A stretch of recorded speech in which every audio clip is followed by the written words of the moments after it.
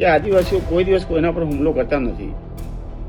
તેઓ જ્યારે તેમના અસ્તિત્વ ઉપર ખતરો આવે ત્યારે સ્વ બચાવમાં જ પોતાના રક્ષણ માટે કાર્યવાહી કરતા હોય છે. તેથી આદિવાસીઓને ખાલી બદનામ કરવો જોઈએ નહીં. અંબાજીના પાડલિયા ગામે જે આદિવાસી સમાજના ટોળા અને પોલીસ અને વનકર્મીઓ વચ્ચે જે ઘર્ષણ થયું તેને લઈને ભારત આદિવાસી પાર્ટીના પ્રદેશ અધ્યક્ષ સગજીભાઈ એન સિંગાડાની પ્રતિક્રિયા સામે આવી છે, જેમાં તેમના દ્વારા કહેવામાં આવ્યું છે કે પાડલિયા ગામમાં જે હિંસા થઈ તેને હું સખત શબ્દોમાં વખોડી નાખું છું. જે પણ આદિવાસીઓ અને પોલીસ કર્મીઓને ઈજા પહોંચી છે તેઓ જલ્દીથી સાજા થઈ જાય તેવી પ્રાર્થના કરું છું. આ ઘટના કોઈ રાજકીય નેતાના ઈશારે પ્રશાસને આ જમીન ખાલી કરાવવાનો પ્રયાસ કર્યો છે. દાંતા તાલુકો એ બંધારણની અનુસૂચિ 5માં આવે છે, જેમાં કોઈ પણ ઘરો તોડતા પહેલા કે જમીન ખાલી કરાવતા પહેલા ગ્રામસભાની મંજૂરી લેવી ફરજિયાત છે. એટલે કે હવે હું પ્રશાસનને વિનંતી કરું છું કે આમાં જે પણ જવાબદાર પોલીસ કર્મી કે વનકર્મી હોય અથવા તો આદિવાસી સમાજના લોકો હોય તેમની પર કાર્યવાહી કરવામાં આવે. તો આવો સાંભળીએ ભારત આદિવાસી સમાજના ગુજરાતના પ્રદેશ અધ્યક્ષ સગજીભાઈ સિંગાડાએ શું કહ્યું છે. બનાસકાંઠા જિલ્લાના દાંતા તાલુકાના પાડલિયા ગામે હાલમાં આદિવાસીઓ અને પોલીસ ખાતા વચ્ચે જે ઘર્ષણ થયું અને તેની અંદર પોલીસ કર્મીઓ તથા આદિવાસીઓને જે શારીરિક ઈજાઓ પહોંચી છે તે બાબતે હું દિલગીર છું. આ ઘટનાને હું વખેડી કાઢું છું. આવું બનવું ના જોઈએ. આપણે અત્યારે હાલ સંવિધાનના જમાનામાં જીવી રહ્યા છે, પણ સાથે સાથે હું એ પણ કહેવા માંગુ છું કે આ જગ્યાએ જે ઘટના બની છે તેમાં મેં અમારા સૂત્રો મારફતે કેટલીક વિગતો મેળવી છે અને વિડીયોથી પણ જાણવા મળ્યું છે કે આ પાડલિયા ગામની આદિવાસી વિધવા ખેડૂતની વડીલો પાર્જિત જમીન વર્ષોથી તેઓ ખેડતા આવ્યા હતા. આમ છતાં 13મી ડિસેમ્બરના રોજ પોલીસના સહકારથી ફોરેસ્ટ વિભાગે આદિવાસીઓના કૂવા પૂરી દઈ મકાન તોડી પાડ્યા. તે બાબતે ગ્રામજનો તથા પોલીસની વચ્ચે ઘર્ષણ થયું. તે ઘટના ઘણી દુઃખદ છે. આવી હિંસક ઘટના ન થવી જોઈએ અને પોલીસ કે આદિવાસીઓ પૈકી કોઈને પણ શારીરિક ઈજા ન થવી જોઈએ.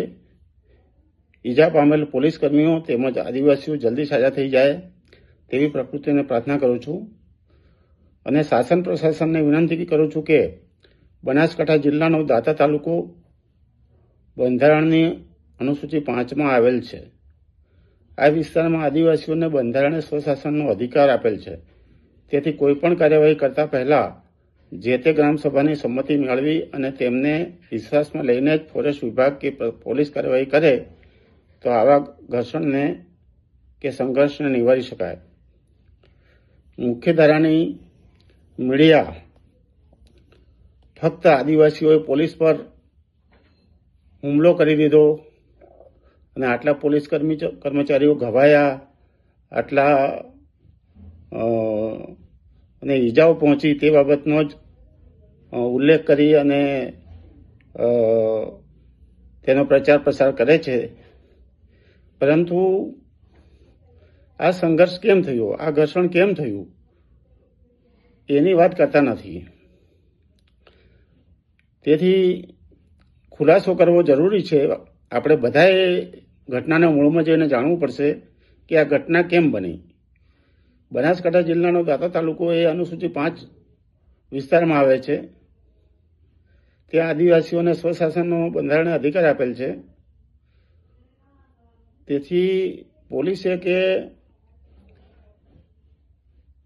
ફોરેસ્ટ ખાતાએ કોઈ પણ કાર્યવાહી કરવી હોય તો ત્યાંની જે તે ગ્રામની ગ્રામસભાને વિશ્વાસમાં લઈ અને પછી કાર્યવાહી કરવી જોઈએ.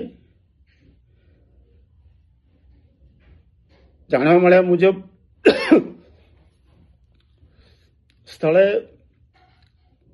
એક આદિવાસી વિધવા મહિલાની જમીન તે જેઓ વર્ષોથી ખેડતા આવ્યા હતા. તેમને પૂર્વજો તરફથી વારસામાં મળેલી જમીન હતી. આ જમીનની અંદર એક કૂવો હતો. એ કૂવો પણ તેને વન ખાતાના કર્મચારીઓએ પોલીસની મદદથી પૂરી દીધો. તેમના ઘર તોડી નાખ્યા. આના અનુસંધાને ગ્રામજનો ત્યાં આવ્યા હશે અને વિડીયોમાં દેખાય છે કે તેઓ એક જગ્યાએ બેઠા હતા. એની બાજુની અંદર પોલીસ ઉભેલી જણાય છે. પોલીસ આ ગ્રામજનો વચ્ચેથી અમુક રજૂઆત કરનારા માણસો તેઓ રજૂઆત કરતા હતા કે અમે વર્ષોથી ખેડીએ છીએ, અમારો કૂવો પૂરી ના દેશો અને અમને જમીનના પટ્ટા વગેરે અમે અરજીઓ કરેલી છે, તો અમને જમીનના પટ્ટાની અરજીઓનો નિકાલ કરી દો અને આ જમીન અમને ફાળવી દો ને અમે એ પટ્ટા ના મળે ત્યાં સુધી તમે કાર્યવાહી ના કરો, એવી કંઈ રજૂઆત કરતા હતા. પરંતુ જંગલ ખાતું કે પોલીસ આ બાબતે કોઈ માનવા તૈયાર ન હતું અને તેમણે રજૂઆત કરનારા પૈકી અમુક આગેવાનોની ધરપકડ કરવાનું શરૂ કરી દીધું. તેથી આદિવાસીઓ પોતાના સ્વ બચાવની અંદર આ ઘર્ષણ પર આવ્યા હોય એવું જણાઈ આવે છે. આદિવાસીઓ બાબતે તમે ઇતિહાસની અંદર જુઓ છો કે આદિવાસીઓ કોઈ દિવસ કોઈના પર હુમલો કરતા નથી. તેઓ જ્યારે તેમના અસ્તિત્વ ઉપર ખતરો આવે ત્યારે સ્વ બચાવમાં જ પોતાના રક્ષણ માટે કાર્યવાહી કરતા હોય છે. તેથી આદિવાસીઓને ખાલી બદનામ કરવો જોઈએ નહીં. આ બાબતે હું કોઈ એક પક્ષનો કંઈ સમર્થન કરતો નથી. આદિવાસીઓ તથા પોલીસ કર્મચારીઓ બધા આપણા ભાઈઓ છે, નાગરિકો છે. તેમને કોઈ પણ રીતે કોઈ પણ જાતનું શારીરિક કે માનસિક નુકસાન ના થવું જોઈએ એને હું દૃઢપણે માનું છું. છતાં જે ઘટના બની છે અને તેની અંદર જે પોલીસ કર્મચારીઓ ઘાયલ થયા છે, ઈજા પામ્યા છે અને આદિવાસીઓ પણ ઈજા પામ્યા છે, તે બંને જલ્દી સજા થાય અને સારા થઈ જાય. અને હું શાસન પ્રશાસનને વિનંતી કરું છું કે આ અનુસૂચિ 5નો વિસ્તાર છે તેની અંદર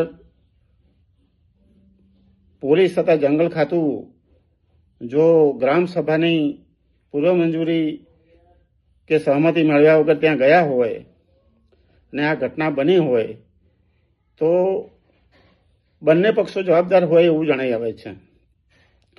તેથી કોઈ એક પક્ષે કોઈ નિર્દોષ આદિવાસી કે પોલીસ કર્મચારી સામે પગલાં ન લેતા જે જવાબદાર છે એની સામે ચોક્કસ પગલાં લેવાય અને કોઈ નિર્દોષ આ કાર્યવાહીનો ભોગ ન બને તે જોવા વિનંતી કરું છું.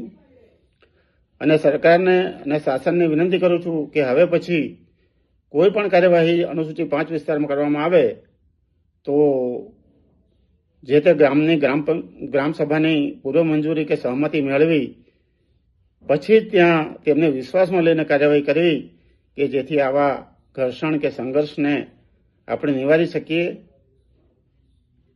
આ માટે દરેકે બહુ જ ગંભીરતાથી વિચારવું પડશે. જ્યાં જુઓ ત્યાં